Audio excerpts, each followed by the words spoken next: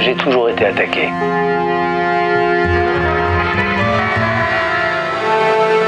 J'ai malheureusement la palme de l'écrivain vivant le plus détesté.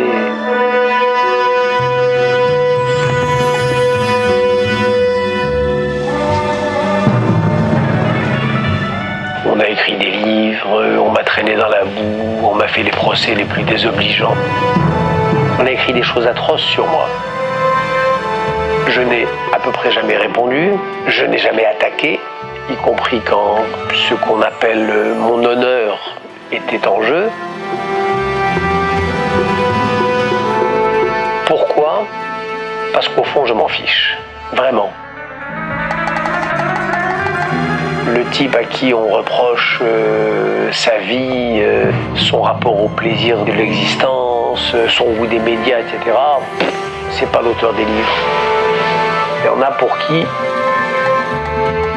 il y a là un crime impardonnable, un argument majeur contre ce que j'essaie de penser. Je ne peux rien répondre à ça. Ça me semble si bête. Il y a les philosophes qui pensent que le lieu de la philosophie, c'est la tour d'ivoire immaculée. Il y a les philosophes qui pensent que le lieu de la philosophie, c'est le sang des batailles. Moi, je fais partie de la deuxième catégorie.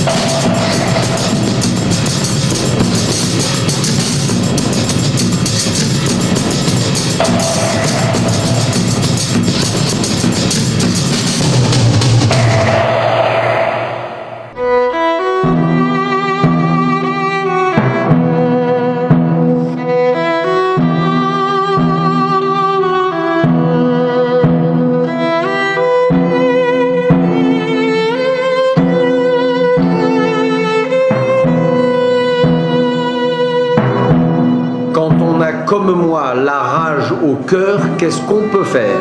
J'ai eu cette conversation un jour avec votre président de ce temps-là. Il s'appelait Ali Izetbegovic.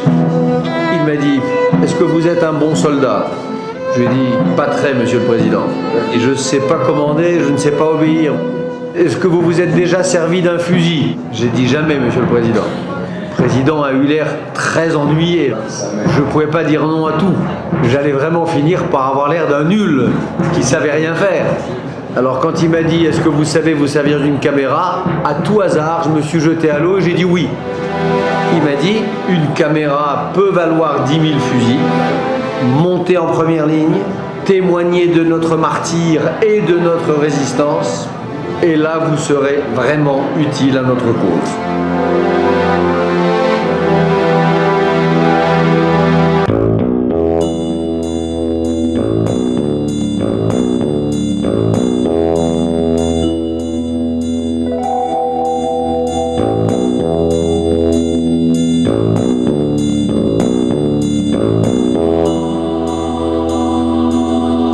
J'étais ici il y a 7 ans lors de ma série de reportages sur les guerres oubliées, en ce lieu même.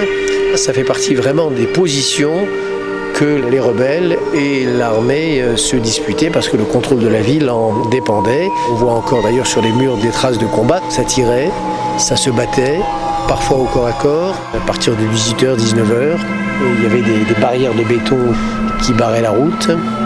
Un peu plus loin là-bas, de l'autre côté, il y a la forêt de Tenga qui était comme un État dans l'État tenu par la rébellion Hutu. C'était une drôle de guerre dont les civils faisaient les frais, qui a duré des décennies, qui a fait des centaines de milliers de morts, on ne sait même pas au juste combien. Quand je repense à cette période, rien n'est plus criminel mais plus bête que ces meurtres, que ces massacres en série. Mais pourquoi au fond ? Cette affaire de Tutsi et Hutu est vraiment aussi démente, aussi délirante que les oppositions dont pouvait se nourrir le nazisme.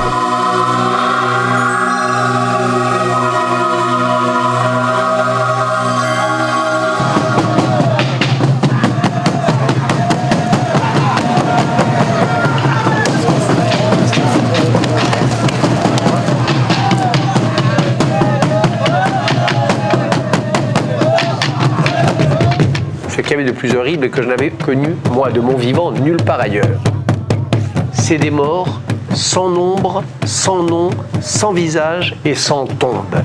C'est cette phrase de Baudelaire, qui était, comme vous savez, le fils d'un prêtre jeté à la fosse commune, qui disait « Nous sommes, nous les vivants, les tombeaux de nos pères ». Et être le tombeau de son propre père, je crois que c'est l'une des expériences les plus insupportables qui puissent advenir à un humain. Et c'est la situation des Rwandais, des Sierra-Léonais, des Libériens et des Burundais aujourd'hui. Si j'étais burundais, dans le débat public ici, il y a une première chose que je ferais, qui est un travail de dénombrement et de nomination. C'est ce que les Juifs ont fait après la Seconde Guerre mondiale. Et quand on fait un dénombrement et une nomination, ce double travail-là, ça s'appelle un mémorial. Et ça, c'est pas l'État qui le fera, ou peut-être le fera-t-il, si les citoyens en prennent l'initiative. Les idées tuent et les idées sauvent. Au XXe siècle dont vous parlez, les idées ont été des multiplicateurs de crimes, des accélérateurs de particules criminelles. On tuait à Kamenge, le pays était à feu et à sang. Autant il faut être très sévère avec l'Europe et dire aux donneurs de leçons « balayez devant votre porte », le nazisme, jusqu'à nouvel ordre, ce n'est pas les Africains qui l'ont inventé, autant il faut être très sévère avec ceux qui aujourd'hui, notamment parmi les dirigeants africains, disent « ah mais on n'y est pour rien, tout ça c'est la faute à l'Europe ». Comment faire pour que les plus forts n'exterminent pas les plus faibles? C'est ça la base de la démocratie.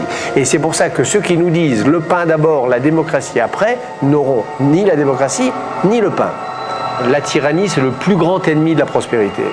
Il y a un lien de cause à effet entre la démocratie et la sortie de la misère. Les deux sont totalement liés et toutes les expériences historiques le prouvent.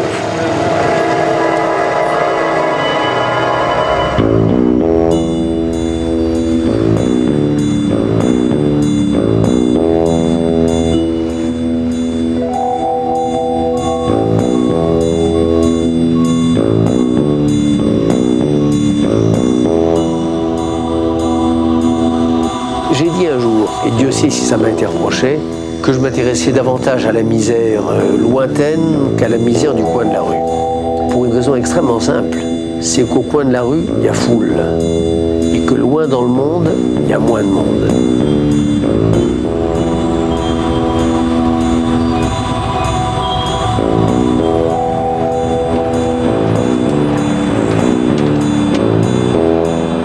Pour s'occuper de la question sociale, du chômage, des inégalités les plus criantes dans les sociétés développées. Il y a des partis politiques, il y a des syndicats, et c'est formidable. En revanche, quand le siège de Sarajevo commence, quand un génocide s'opère au Rwanda, quand des massacres sans nombre et sans nom s'opèrent au Darfour, il n'y a personne. Il y a peu de gens pour y aller, et il y a encore moins de gens pour s'en soucier. Et il y a un nombre écrasant de gens pour penser que cela ne nous concerne pas et que l'humanité est à deux vitesses. S'il y a une chose que je hais, qui me fait horreur, qui me fait honte, qui me fait peur, c'est la guerre. Mais je dis qu'il y a quelque chose qui est encore plus nauséabond, qui est le réflexe de ceux qui, face à la tyrannie, au totalitarisme, au fascisme, etc., pensent que tout vaut mieux que prendre le risque de la guerre. J'ai horreur du bellicisme et j'ai horreur du pacifisme.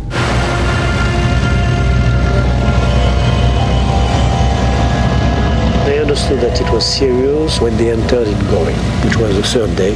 The Russians say today that they're going to withdraw tomorrow. I think so, yeah. But the point is, they've accomplished what they set out to accomplish.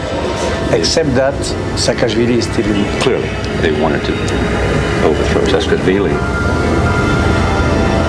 How this happened? The Russians began to mass some forces in Ossetia, some tanks, some transport of troops, some fuel tanks, big amount of that.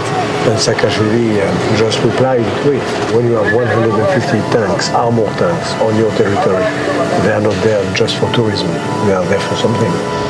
No mission, just witness and support. The Russians have been thinking about this for a while. They clearly have had their eye on Saakashvili to reassert their power in the region. If you take me with you, I go with you. I would. Okay.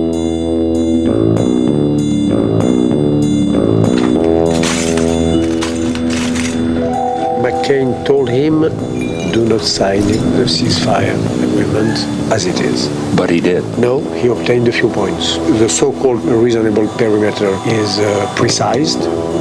It has become few kilometers. And he has obtained that the future status of the Abkhazia and Ossetia will be discussed. And what was your president telling him? Saakashvili. To sign like this. To sign. Now, My president wrote the draft with Medvedev. in Moscow, or did they write it? Moscow. Sarkozy was in a hurry. He wanted the thing to be packed.